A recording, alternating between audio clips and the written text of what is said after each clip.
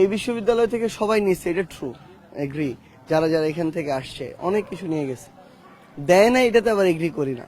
হয়তো যতটুকু দেওয়া দরকার ছিল অতটুকু দিতে পারে নাই, কিন্তু দিছে। দিন শেষে এই বিশ্ববিদ্যালয় থেকে একজন যদি মন্ত্রী হয়, প্রধানমন্ত্রী হয়, সংসদ সদস্য হয়, তিনিও দেশকে যতটুকু দেন ওইটার ক্রেডিটও এই বিশ্ববিদ্যালয়ের কাছে কিছুটা চলে আসে।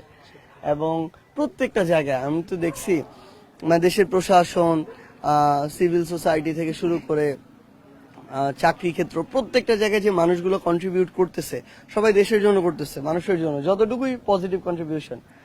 তো ওইখান থেকে ওই ক্রেডিটটা কিন্তু এই বিশ্ববিদ্যালয়ের উপরেও আসে। আমরা যে আজকে এই জায়গায়, আমাদেরকে তো গড়ে তুলছে আমাদের এই বিশ্ববিদ্যালয়ের পরিবেশ, এভরিথিং।